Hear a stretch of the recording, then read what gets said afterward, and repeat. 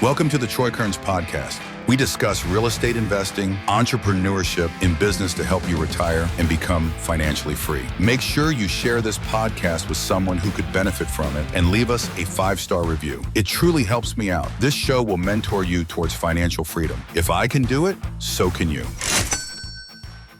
Hi everybody, we're gonna flip the script here a little bit today because Troy has offered so much of his mentorship podcast, a lot of special guests, and I feel like we need to get to the reason that he is in this position today and who is Troy Kearns.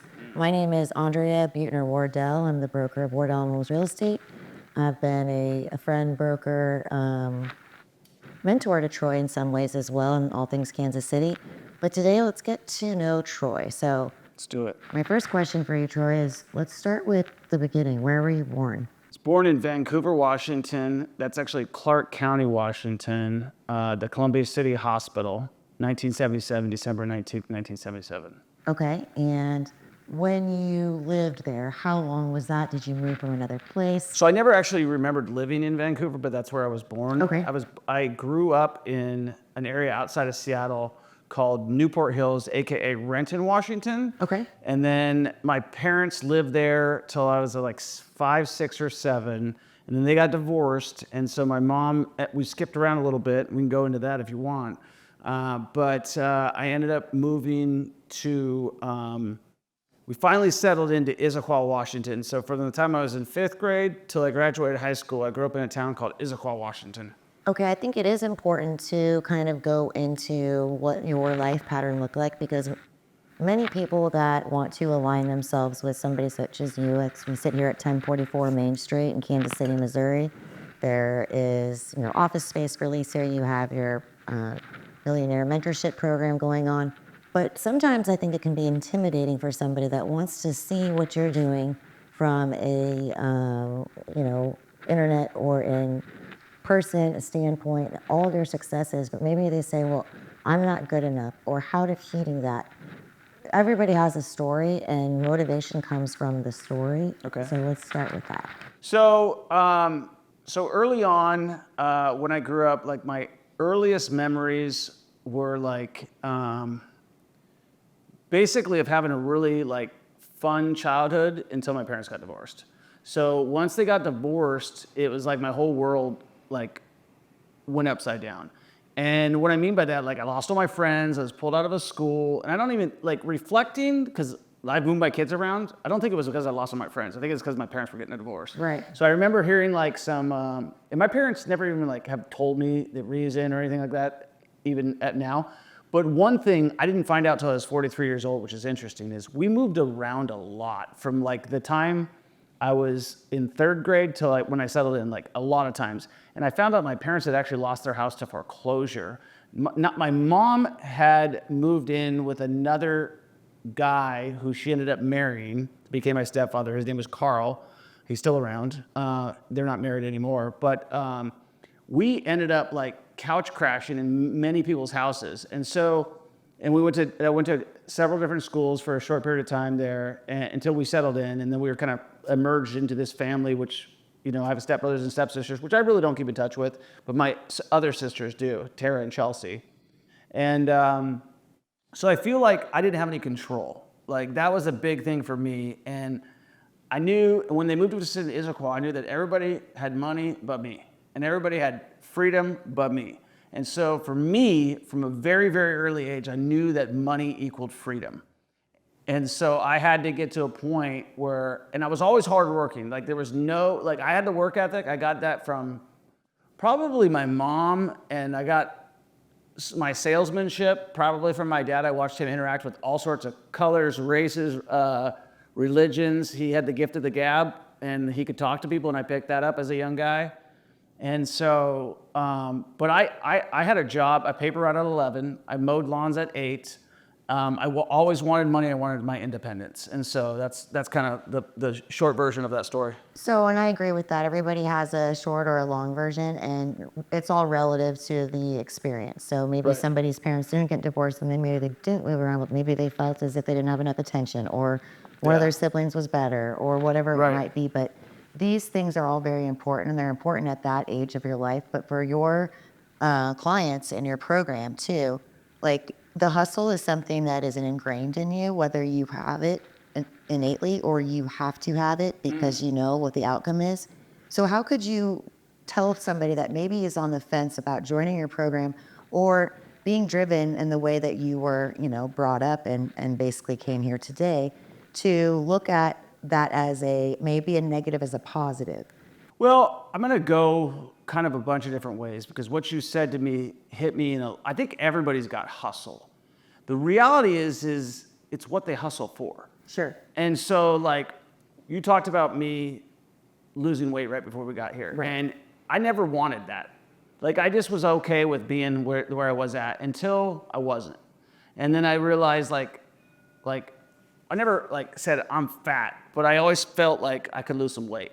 And so once I decided, I made a decision, I was like, you know what? I would say Eden kind of encouraged me too. She's like, let's do the 75 hard. But once I locked in on my mindset, now I realize I'm getting back down to high school weight. Originally my goal was just to get to 185, which I reached. And so I think what it has to be is you have to decide that your circumstances are not what you want. Like me and my sister, and if she's listening to this podcast, I apologize, but she lacks hustle. But I've seen her. She's one of the hardest working people I know, but she has not been able to find her. She wants to do something, be something, but she just needs to make money. And so I think what happens is some people think that they're above certain things and they're not willing to do it. And I've always been willing to do whatever it takes. But I think that if you're out there and you're saying, it's you have to realize that you got one opportunity. And even myself, I feel like I'm not living up to my true potential. And so if I've got one opportunity to do something, for me, I still play scared. There's things that I could do to do better. But you have to realize that if you just want to have an extraordinary life, because your life is maybe not the way you want it, you don't have to do many things to make it extraordinary. You buy 5 rental properties, you pay them off, and your life is better than 99.9% of everybody. So I think that lower the bar in terms of where you need to go, and then heighten the bar is how soon you're going to get there. Because when I looked at it at the age of, I had a drinking problem until I was 28 years old, heavily, right? And then once I took that off, I sailed, and I was successful then too, but I wasn't where I wanted to be. So I think that what you have to do is you have to say, let me lower my expectations of what I want, because sometimes people put too much as oh, I need to have all of this, and just say, I'm going to start with this. Exactly, and I could actually provide some context on that. Yeah. So where's the ceiling and how much can you do to yourself for that ceiling, right? Yeah. Where does it stop? Is it health? Is it wealth? Is it family? Is it property? There has to be a certain reality of not being too hard on yourself, but by making achievable goals. I think a lot of people, there's dreamers, which are important, right? The creative types. Yeah. There's doers, which like to be told what to do. Right. There's entrepreneurs that have a ongoing thirst for more and more and more. Even if it works or it doesn't work, it's never enough, but they are able to apply the dream and do it. Yeah. And it takes all types. So even if it's 1 rental property, 0 rental properties, stop smoking cigarettes, stop doing whatever it is. It's all easier said than done. But for people that want the encouragement to understand that no matter where you came from, your goals are achievable, but your goals need to be achievable for you and not what you see on the internet, not what you read about. And if that's the standard, then that's great too. But it just takes a little bit of a step. And if you try to do everything all at once, sometimes you make mistakes. And that's I think that's the biggest thing is you got to start with one action. That's what I talked to my sister about the other day. She's like, well, I want this job. And she has this certain thing that she was willing to do, but nothing else. I'm so I sent her something from this girl hustling at Walmart, making $300 a day for 5 hours a day. I was like, why don't you start here? This will give you $300 a day, delivering Walmart groceries, and maybe it puts you into the next thing, because that's the thing is people think that they deserve this, but the reality is you just have to start gaining momentum. If I was busted, disgusted, and broke right now, I'd be driving Uber, I'd be driving Walmart, I'd be freaking hustling and hustling and hustling. I think people aren't willing to do. If you are sitting here listening right now, you don't have enough money, then first thing you should do is save your freaking money. Learn how to become a saver. Stop spending. Stop going out to fucking eat. Stop going out. I do not spend any money on food. I went the other day, because I took my brother-in-law to go look at a property because I dropped my car off. And I went out, I was like, well, I'll buy you a burger. And I'm like, I bought him a burger and I bought myself a burger at Whataburger. No bun. Of course. Yeah, and no fries right now. But I'm like, $34. Like, how does people live like that? Like, you know what I mean? Like, Yeah, I do. So you gotta like, if you don't have money, you gotta start learning how to save. If you've got money, you gotta start learning how to invest. And like, if you don't have either of those two, then you gotta start learning how to hustle. And that's just the thing too. So hustle is it's a survival tactic, but it's also a planned out tactic if you use it properly. There's a lot of hustling going on in every city, and it's bothersome because if you don't have somebody to teach you the right ways to get to where you want to be, because we all can learn from each other, then your hustle is what you were taught by somebody else. You don't wake up one day and say, my goal in life is to rob people, or to steal vehicles, or to break into properties, but it is what you practice and what has been around you. And if that I totally disagree. You gravitate to whatever you might want to do. Now, I do agree there's certain things that, like, if you're hanging around guys, you're going to probably do those things. Right, but that's your circle. And how do you get to a circle? You're not waking up as a baby one day and saying, I'm going to start breaking into buildings. It's your environment as well. And if your environment, it consumes It's also your decisions. Correct. And some people don't have that decision because they don't know any better and nobody's encouraging them to have a different. Every single thing that I have done bad in my life has been a decision that I have made. Correct, and a correction after the fact too. Right, a correction after the fact, right. You said you were a heavy drinker until 28. You're on a weight loss program right now. You are building an empire for yourself, for your family, and teaching all these other people how to do this. Right. Sometimes it works, sometimes it does not. 100%. There's a lot of work to be done out there.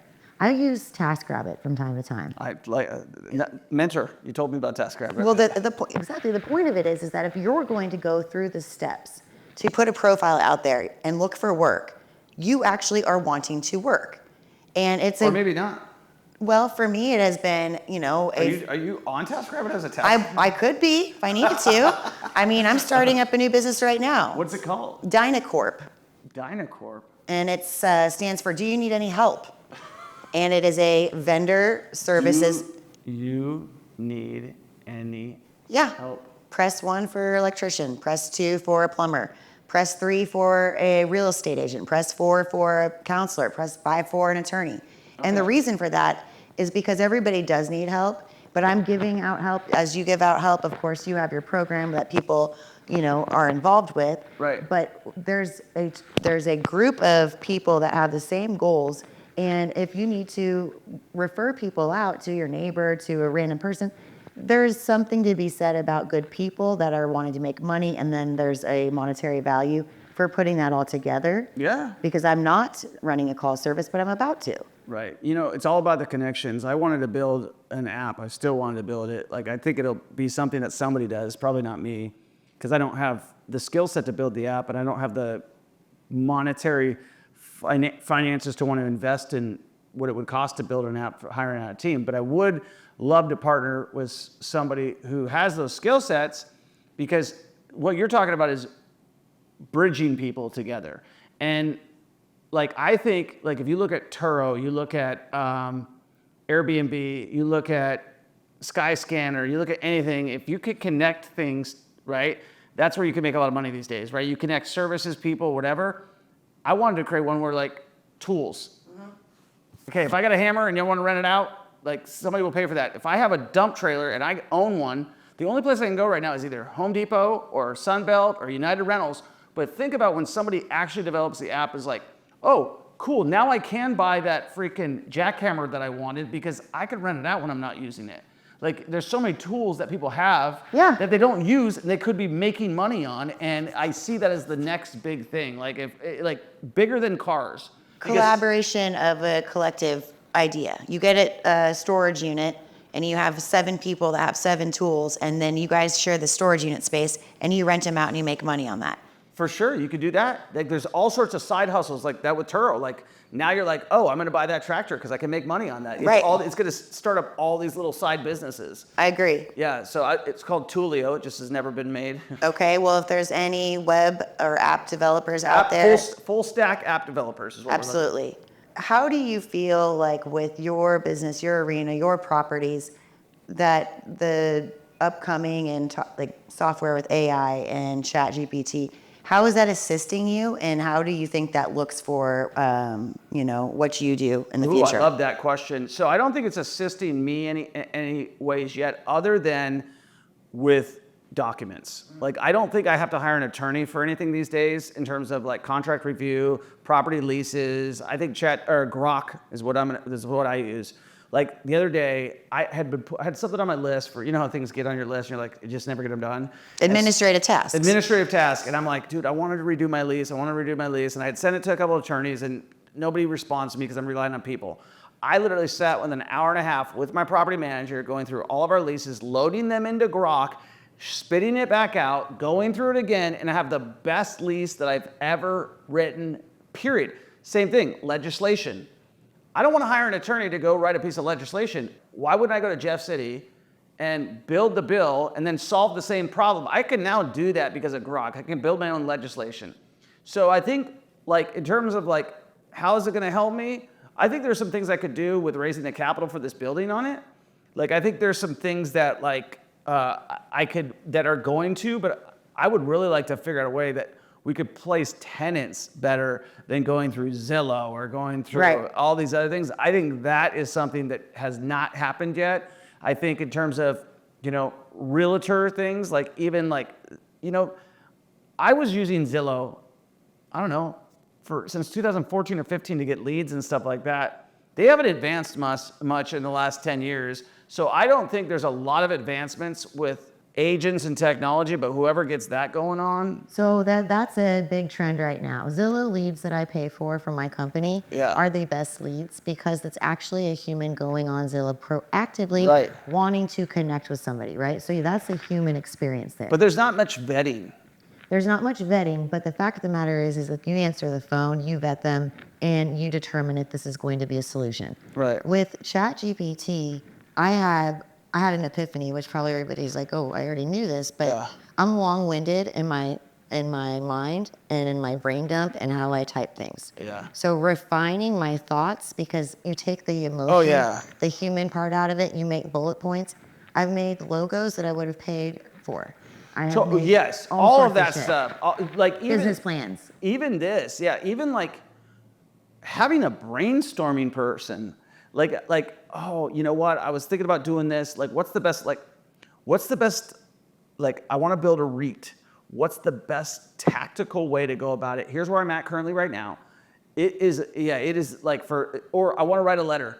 I want to seem empathetic, but I'm not an empathetic person. Like, appeal to this person. I want to write, like that is a game changer. I want to write a text message to my wife. Right. I do that also. I want to write a message to my friend Andrea that makes her feel really good. I use that stuff all the time. Absolutely. And the thing that I found it to be most helpful with is that my clients or the person on the other end that is going to be receiving this refined, polished, very clear bullet points. Now, granted, there's errors with it. You have to check it. Lots of dashes. Yeah, lots of dashes. Make it sound like a text message. For sure. Make it look like I speak, not like right. I'm not always punctuating everything. But if I have a message I need to say, I'm inclined to use my mind and my heart and my gray area thinking. But when I need to have a message that's very clear, it's been helpful for that. And then that allows me to have time with my clients versus me having administrative tasks and putting something on a list that, I want to put together a demographic study of the traffic count here and what are all the neighborhoods in the area that have pop-up shops, like business plans. Like, it takes such little time. So what's your favorite? Do you using ChatGPT or using Grok? Check out Grok. I will do that. I've not heard of that, so thank you. Grok is next level. Okay. So do you know how ChatGPT started? No. Do you want to? Sure. So Elon funded that, Elon Musk, as a nonprofit. So Sam Altman came to him, and correct me if I'm wrong, but this is my understanding of it all, and funded that because he knew that AI was going to be the next big thing, and he wanted it to be a nonprofit, open source AI, so that anybody could go and put on top of it and get more. And Sam Altman went to Microsoft and fucked Elon and sold it, and went for profit with Microsoft. Okay. So Elon, because he's a good businessman, said, forget that. When he bought X, Twitter, hooked in Grok to Twitter. And in Okay. the beginning, it sucked. It needs data. Where are you getting the most data? Twitter, X. Because there's how many? 600 million users on X. So it's refined. And he's the original godfather of AI, but most people don't know that because he founded it. So now he's a competitor. X and Grok are probably the biggest things. Like Grok is superhuman. Like it is better than ChatGPT in my opinion. Okay. But ChatGPT has name recognition. Like I still say ChatGPT. It's like Kleenex. It's like Xerox. It's like any Duracell batteries. Right. It's anything that you think of. It's top of mind awareness, Crest, Colgate, all of that stuff. Right. It owns that because it was the first one. But I think Grok, because of people like myself, like I'm an Elon fan. So when I first started out, I was like, this is great. This sucks. And so I went back to ChatGPT. But ChatGPT costs money at that point in time. And it does if you want a pro account. Well, I don't have to pay anything for Grok, and it's the best. Let me ask you for the state of the youth right now. So nobody has to learn how to spell, use any sort of mathematics, write essays. There's no more cursive. Yeah. So where does the mind go without these formal practices, or does the human youth, as they grow up and they have education, do they start becoming evenly aligned as this software gets more and more elevated? So I have kids that are 11 years old, turning 12 in September 29th, 2025 this year. And I told my wife, I'm like, let's pull them out of school and put them into the trades. Like, what is the point? Like, they've got everything they need to, they know how to read, they know how to write. I got them cursive books because I thought it was good for them to just kind of learn that. They don't even teach that in school anymore, by the way. Right, I said that just like less than a minute ago. Well, I didn't know if you said they don't teach it, but they don't. Okay, yeah. So I'm like, what is the point now of even going further?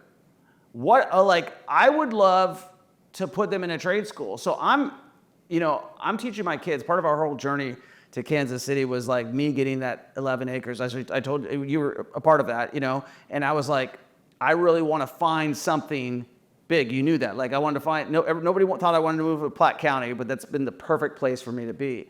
And, I'm reconnecting with like Mother Nature. Sure. And like I'm starting a beehive.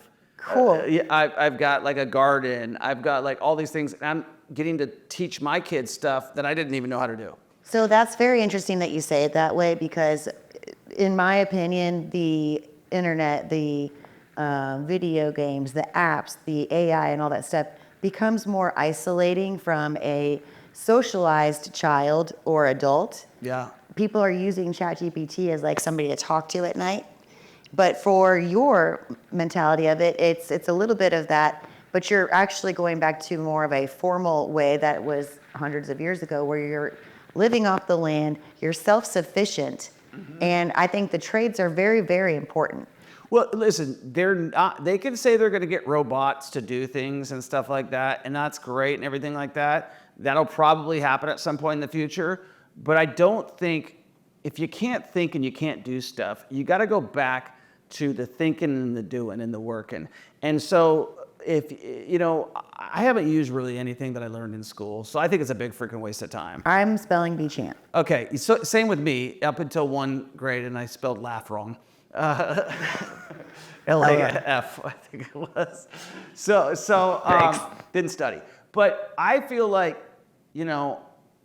going to school is a complete waste of time. I told my wife, I'm like, I would rather go and travel the world right now with my children than I would have them in school. In fact, we're probably going to move to another country at some point in time. I love that. And I mean, we're leaving next week to go to Portugal and Ireland. But I told my wife, I want to immerse myself in Spanish. If you want to follow me on Duolingo, my name is Troy Kearns on there. Okay. I am freaking Obsidian status right now, leveling up. That's like almost the top level. And I'm probably pretty hard to beat, okay? And the Obsidian status and you being in that level, you already had the want and you are in an industry, that it probably first sometimes was a struggle for you to be able to communicate with some of your vendors and some of It's your... the same thing as a weight loss. Correct. I said, I've had a goal list for, I think it's important. I've had a goal list for a long, long time. Like always, I'm always changing it. And on my goal list for the last 3 or 4 years has been to learn Spanish and to get down to 185 pounds. This was the year. I said, stop bullshitting yourself. Get it fucking done. You know what I mean? Get it done. And I'm like, how am I going to do it? You could say I'm going to learn Spanish, but if you don't do anything, so my first step, I've had Duolingo on my app for like 5 years. Right, I have it too, and you do something for a second. So I said, you know what? I'm going every day, and I'm spending 20 minutes a day, and I'm substituting my habits, because I still got time to watch Netflix, I still got time to screw over around on social media, I still got extra time to do everything. I'm just prioritizing other things that are important to me, because I'm 47 years old, turning 48, and I want to learn Spanish, and I need to get serious about it. And then I used Grok, and I said, this isn't working fast enough. What else should I do? And Grok said, try these softwares. And there's another thing called italki, which allows me to pair up with someone in a different country and take Spanish That's cool. For $4 or $5 an hour. That's amazing. And I think that one thing that is different and unique about most people that live in the United States of America versus other countries or continents is that we go from state to state to travel, right? So unless your family was putting you in foreign language academies or you had that as part of your studies, if you live in Europe, you can go from country to country and you pick up those languages because that's what you're around. Here we are so focused on one. We're stupid. Well, we should be teaching our kids at least 3 languages. It should be mandatory. Agree with that. If they're not going to do anything else in school, teach them languages. I agree with that because it's the basis of communication, whether it's from a Grok or your own mouth or from something else. Like being able to connect and have the tools to do that in any platform, being able to say, I graduated from high school, but going to get a liberal arts degree and I'm never going to get a job. But maybe I want to be an electrician and I can make $50 an hour. Things that are needed. You have to see what the world needs. I think it's so cool that these days, like, you can pretty much teach yourself anything online because... Yeah, I don't know if you want to teach yourself how to be an electrician. Well, but you could. But it could be a little bit dangerous. No, absolutely not, because you start with the basics. Like the other day, I was just watching how to frame a wall. I don't know how to be a framer, but I was like, okay, let me start there. And I'm not trying to do it, but I was trying to understand it. And I felt like the way that guy taught, I could go frame a wall just following that step by step. Understood. I've learned how to change tires myself, other things I'm not a handy guy. So I have learned a lot of skills. Like I just put on a jack wheel on my trailer the other day. It's things that I wouldn't necessarily go do. Have you found yourself in certain times of your life where you felt more empowered by figuring it out yourself versus you didn't have to? And what does that look like? I think this is interesting that you say that. The biggest thing that most people say online that pisses me off is that they say, I make more dollars an hour doing this thing, so therefore I'll hire that out. Right. I think it's stupid. Like, okay, there's certain things like, let's talk about this. So my yard, I do my fertilizer. I do my son now mows my yard. I was mowing it, which for me was kind of a pride thing for a little bit, and then I was like, okay, this is a waste of time. Let me have my son do it. But we hired a landscaper to come in and give us bids, and it was like $12,000 to put up a couple plants in. And I'm like, you know what?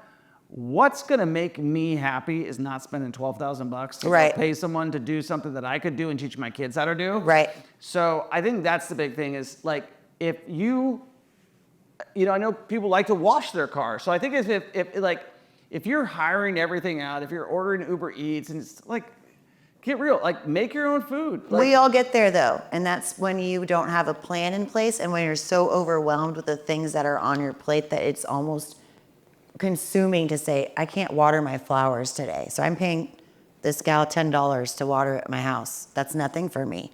Mm-hmm. But when everything else is piling up, you start saying, I can't, I won't, I don't. And then one day you say, I can, I will, and I do. Yeah, I think that you just have to change your, like, for instance, with the garden this year.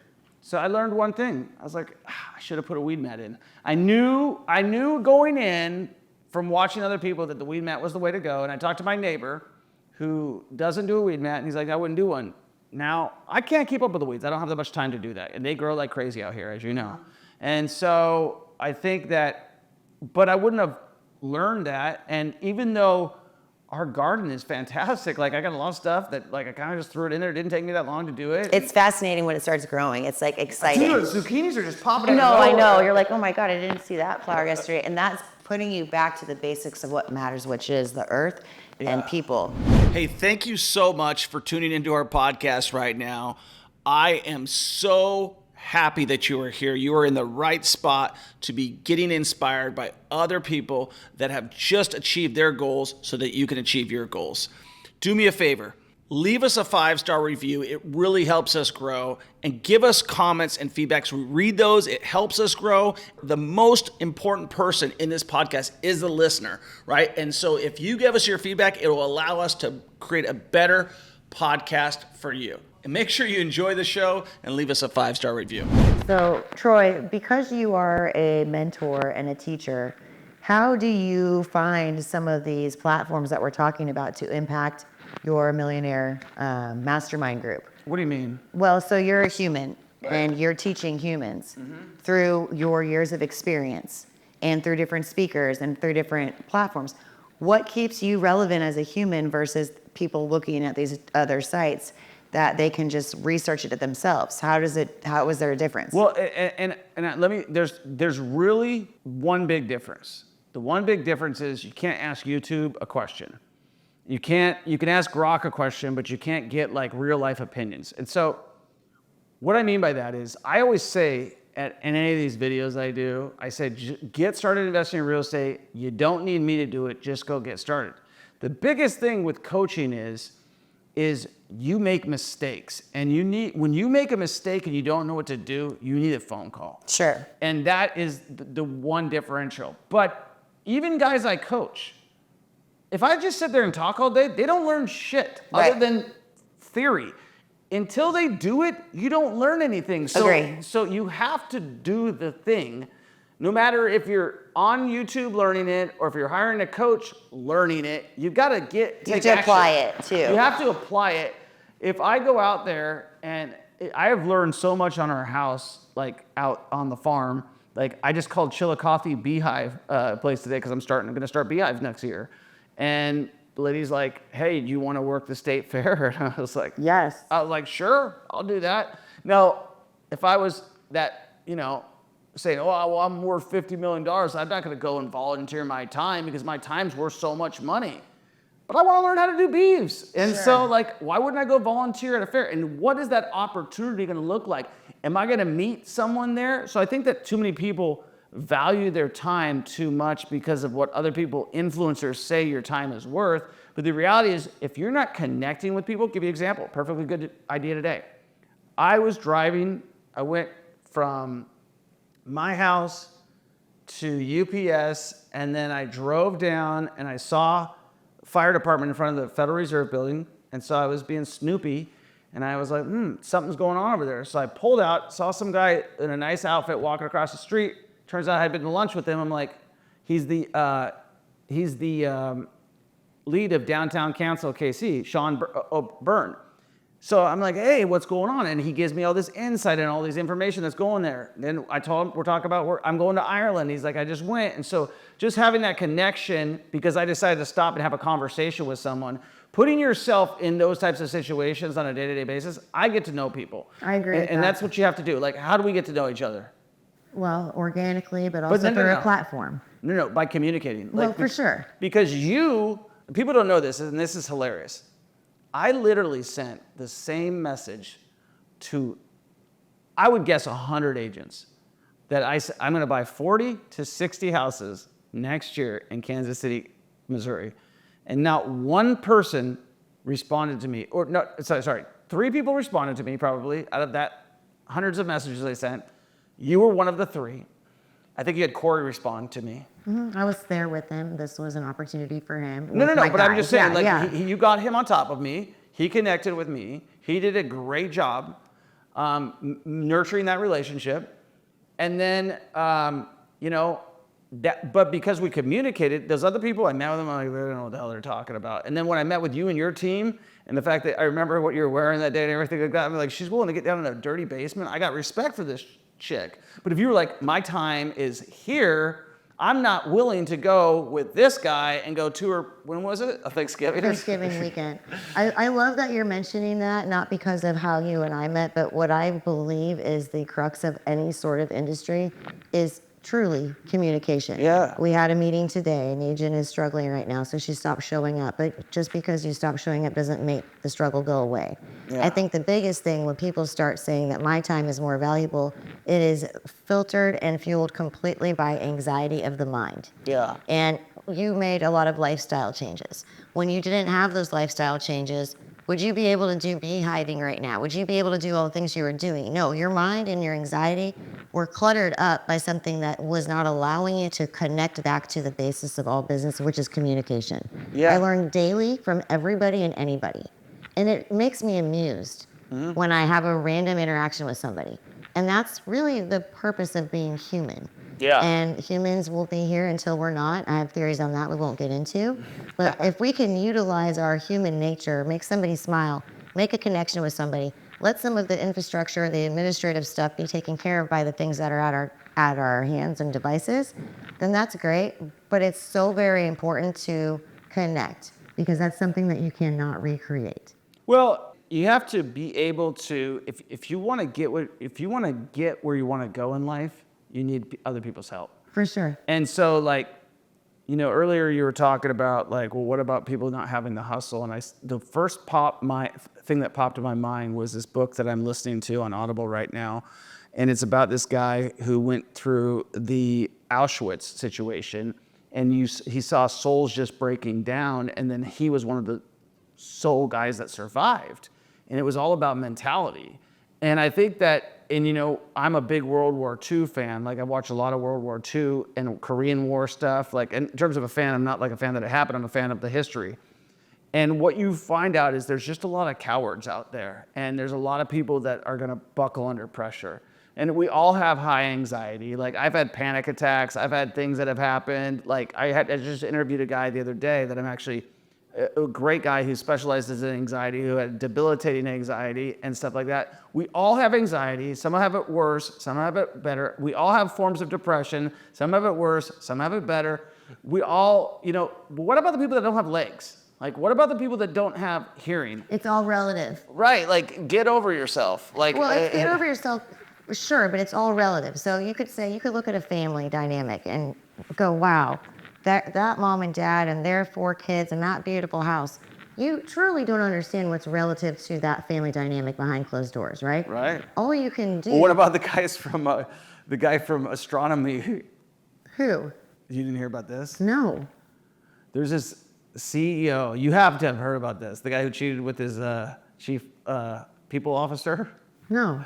It's trending right now on social media, like everywhere. This guy's life's on fire. So people from the outside looking in, he's got 3 kids, a wife, and then he's at a Coldplay concert, and he's on the Kiss Cam, and he's in arms with his chief people officers, who's also married. So from the outside, they're happily married, but they're at a Coldplay concert, got caught on the Kiss Cam, and they both ducked on the Kiss Cam. How much of that do you think was set up?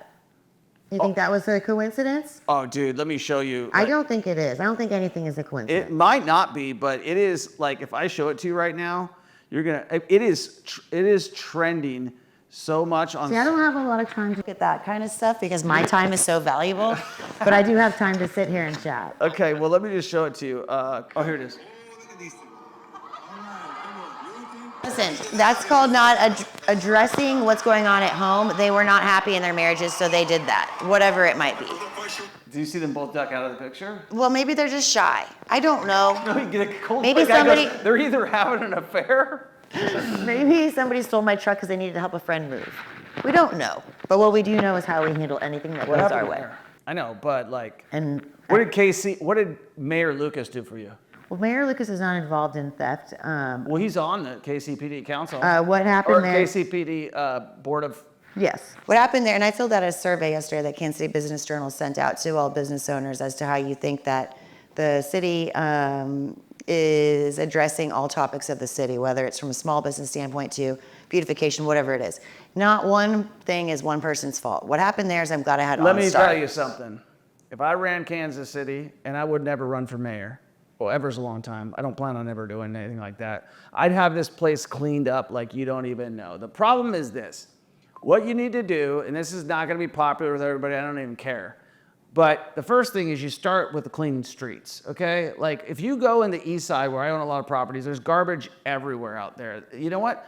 Get your overcrowded jail and get the offenders who haven't done anything wrong and get them out and clean up the freaking streets to reduce their sentences and rehabilitate them. I agree. That's a positive and a positive, I don't right? care if it's called a chain gang or whatever you want to call it. Like the fact of the matter is people want to work when they're sitting in prison. They don't want to be in prison. No. And you could use that labor for free to work off time. I don't disagree with that, Troy, and I think education or purpose goes a long way. When you're stuck in your four-cornered room and stuck in your thoughts or around people that maybe bring you down, bring you up, or teach you other good or bad skills, you are not going to be able to be that same person when you do get back into society. And I think that there should be an incentive because it's going to give somebody pride to complete a task. Well, no, it goes beyond that. Like, if you are going to, you can't just do positive reinforcement, which is like, oh, you got to do positive reinforcement.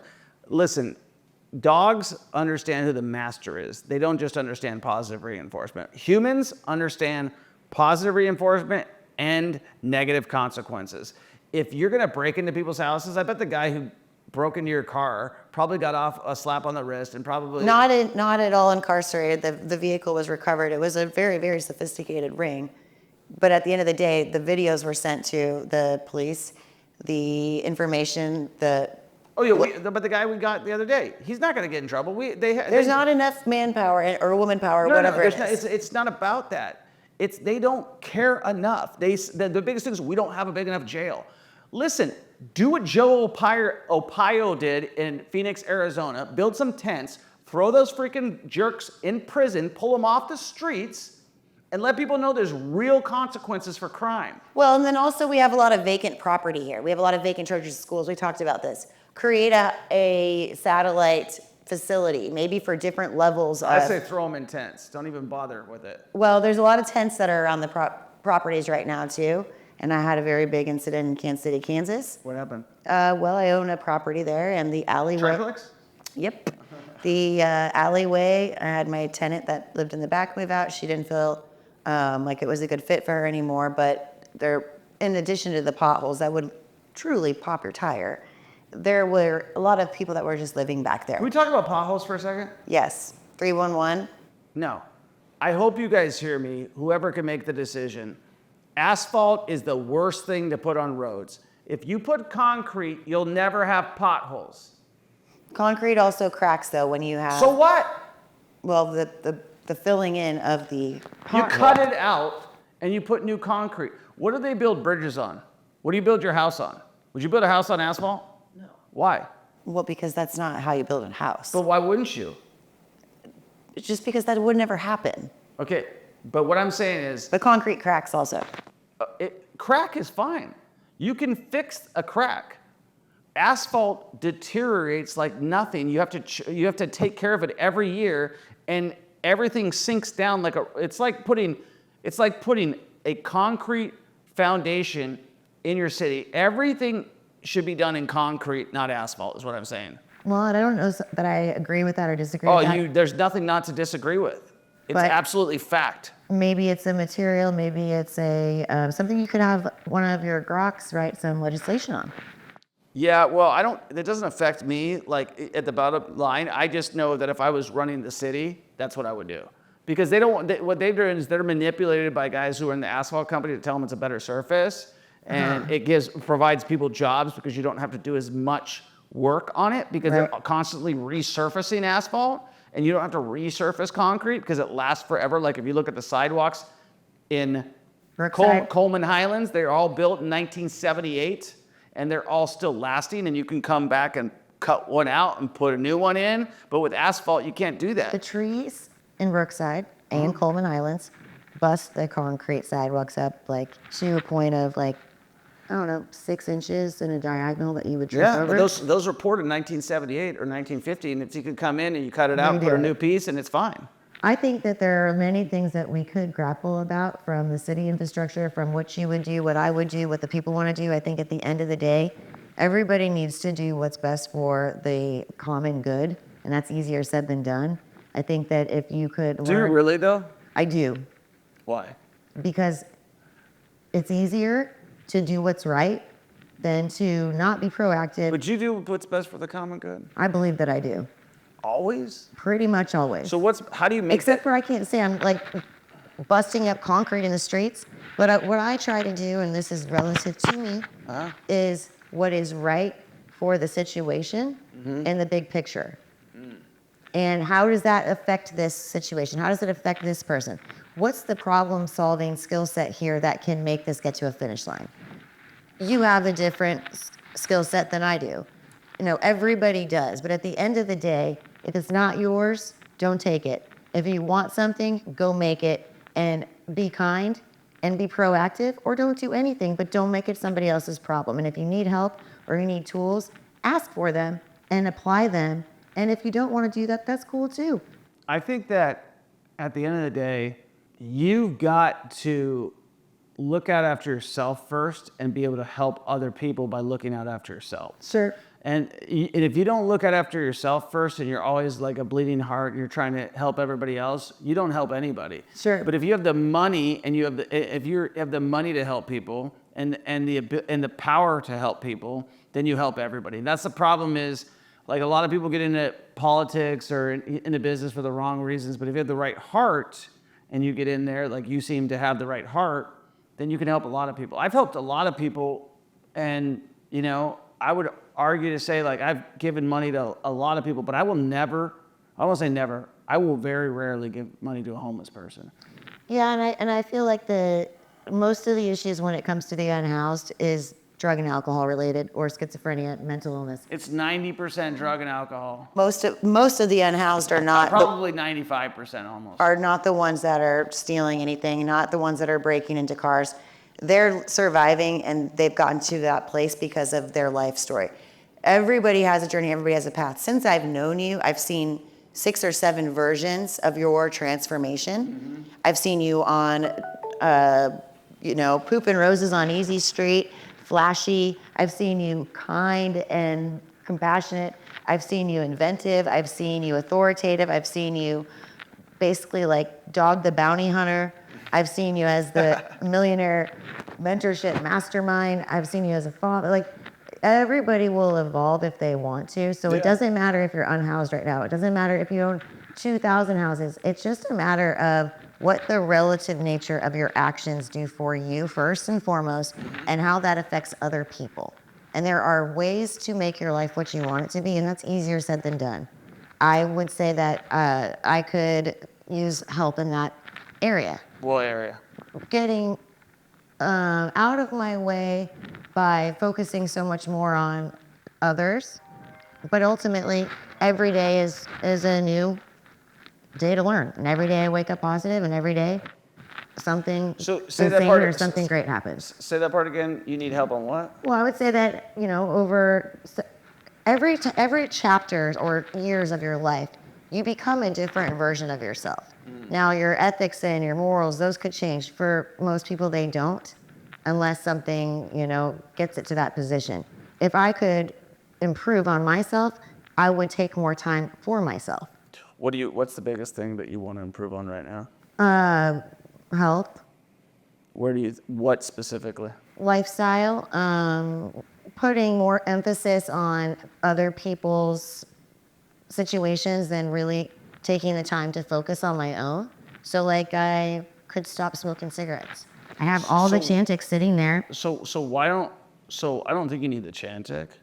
I think that you just need to say, I'm not going to buy cigarettes. Sure. And then I'm not. Anything. No. But I smoke cigarettes. You have to make the decision. Of course, we all do. But no. But I'm saying is, like, the Chantix ain't going to do it. Because listen, the nicotine, the fix, that whole thing, it's a habit. You have to break the habit. Sure. It's not even about you being addicted. It's about the habit. I agree with you 100%. So what can you substitute right now that's going to take the cigarette out of your mouth? Could you start vaping? No, to me, that's worse. But it would stop the one thing. It's environmental. Okay. So if I'm hanging out at your house, I'm not going to sit outside and smoke cigarettes because you don't. And it's environmental, right? So you have to change. So it's mind over matter. So you just have to decide, because you're a leader, that you're done with cigarettes. Well, I'll let you know when I get to that point. Why don't we get there right now? You just said that you wanted to do it. Why don't we get there right now and say, like, I'm done today? Because I'm not done today. So here's the thing. Yeah, I get it. So okay. If somebody says, okay, you got in trouble and you need to go to drug and alcohol counseling. But how long have you wanted to not be smoking? There's other things that are more important than that. So my point is that, and to me, you hit the nail on the head with this. But that might be the easier one. Sure. But the problem is that if somebody tells you to do something, if somebody tells you you have to do something, and you are not there yet, you're just appeasing somebody else. I get it, but if you want it, which Sure. it sounds like you do, then why don't you just say, here's the land, like this is the line in the sand that I'm not gonna cross. At this point in time, I'm done officially, because we're not getting any younger. How long? It's like the whole thing is on my list for how long with this finish and this and that and the other thing. Like I would love to see you stop smoking cigarettes, because I know what it's going to do to you, and it hasn't done it yet, but what it's going to continue to do. And I think you're going to get there, but you don't want to get there too late. I understand completely, and this entire chat is not about cigarettes. And this is what somebody that's... We talked like 2 minutes on This cigarettes. is what somebody that's not ready to do something would say, right? Okay, all right, fine. No, Next thing. not about me. Okay. But I hear you. So no matter what the goal is, I have goals that sometimes seem more pressing than others. Right. Sometimes I want to do investigations on suspicious vehicles. I want to spend my time... Can we go back to the cigarettes? Just for a second. No. Just for 1 second. Sure. One. Let's do one thing. So how many cigarettes do you smoke a day? It depends on the day. Okay, but on average. A pack of cigarettes. So do you ever smoke more than a pack? Sometimes. How do you buy them, in cartons or packs? Packs. So why don't we do this right now? We don't do anything. It has to be me. Okay, why don't we make an agreement that you won't buy more than 1 pack a day? That's easy. Okay, that's all I'm saying for right now. And then sometime in the future, you say, I'm going to see if I can make this pack last 2 days. For sure. I used to not smoke, and then I started only smoking like if I was having drinks. And then it really became ramped up with work, I would say. Yeah. It's not. What's a habit? It's a habit. I'm driving and I want to have a cigarette. Right. I get it. Or I'm on a call and I'm going to pace about and I want like. Dude, I get it. I used to smoke cigarettes. Yeah. And I wasn't like the guy who had to have it all the time. I didn't like the way it made me feel. I still will have one every once in a while, like randomly. Right. But every time I have one, I'm like, ugh, I don't even like it. I did hypnotism. Yeah. And then the lady gave me a clue. She said she had stopped smoking 16 times and she was a therapist I was like, 16 times? No, you just have to make a decision, because you have a strong mind, and once you decide to get there, just throw it out and say, I'm done. One thing that will be impactful for anybody that wants to make a decision like that or anything else is to figure out where the clutter is that keeps that decision in your arena. People that are taking from you or people that are needing something. And when it all comes down to it, you feel like clawed at, or you don't know what you want to do. So your brain is going, it's all mental. And when you can declutter that, or you can try to figure out the source of a habit, it becomes more clear to you. Well, we all have habits. For sure. You should read the book Atomic Habits. I believe I have that. Okay. I think that's on my shelf at home. Yeah. So it talks about because we all have habits. You just have to replace your cigarette habit with watering plants. Sounds like. Could be. Water plants 20 times a day. Yeah. Every time you're thinking about it, just start watering some plants. Sounds like a plan. I drive around a lot, and driving around helps clear my mind when I'm stressed out. Now that goes hand in hand. Everybody has a tool for whatever they want to do. Right. And the point of this today is, you teach a lot to other people, and I think it's important to talk about things that are relevant and relative to where we're at in the world, whether it's personally, individually, or with, the economy or software. But I think it's important for people to understand that just because something looks a certain way or feels a certain way, everybody, no matter what you're doing or going through, you have an opportunity to make it what you want. And it's easier said than done, but the resources are out there, and it will innately and hopefully create a better culture and a better world if people feel empowered by I can do this. What does Andrea's life look like in 5 years if it's the dream world that you wanted to? To be quite honest with you, I don't believe we're going to be alive in 5 years. Okay. Why? For a multitude of reasons. I have been saying this for a while now. I think that every species comes to a point of extinction. And as we see the rise of machine and technology and the way that the world has been going, I believe that it is going to become, the experiments of the humans is no longer relevant. It may be. So wouldn't you want to do everything that you could in the next 5 years to Well, I do everything I can right now. where do you want to go? Do you want to go anywhere? You got any vacations you want to try? I have a trip to Argentina I haven't had time to go to. Oh. For dove hunting. Well, I don't know if I'd go there for dive hunting, but Well, that's the experience, and it's not like you're. I'm going to Ecuador in October and Peru. Nice. Yeah. Trips are important, and whether it's even going to somebody else's house you've never been to, or if you're going to another country, perspective is important. Seeing things, artwork is important, music is important. All the things that humans create. I've never had artwork move me. Well, you should probably come down to 515. We're gonna start doing some pop-ups there, where you can get some snacks, maybe a couple pre-rolls, some painting lessons. The best art is Mother Nature, man. Agree. Looking at that sky. Look at how many pieces of art historically from the beginning of By the time way, were inspired by all that anybody had around them, and then it becomes repetition, and it becomes imitation, and evolving. Yeah, I like just the Midwest sunsets are. Well, maybe you should try to paint one. I have zero. I'll bring you a canvas. I have zero desire. Well, how do you know until you make it, and then you might have a desire? I didn't know I was into a lot of things. I started making a lot of art. I would rather learn how to play an instrument than I would learn how to. You can do that too. Yeah, I don't want to. I want to learn Spanish right now. So I think it's one of those things. So there we go. You have many wants, but you're going to take them in stride. No, those are not on my goal list. I wrote what is on my goal list, and that's what I'm going to start with. And so once that stuff is on my goal list, I might develop other goals. Once I learn how to speak Spanish, I might have another goal. But if I have my goal list too loaded with too many things, I'm not going to achieve them. That's what I was saying earlier with the SIGs. You got too many things on your goal list? Yeah. Okay, let's talk about those. Well, I think we're out of time here today. Okay. On that note, let's wrap it up. Thank you. I appreciate you having this type of conversation. I've learned a lot from you. Always will, always have. And I think that the world could just use a little bit more open-minded thinking in topics like this. And so what is the name of this podcast? This podcast is Andrea Wardell. Okay. Is this the first episode? No. We've had a few other ones, most of which aren't even mic'd up. No, the name of this podcast is Well Wardell. So should we do an intro?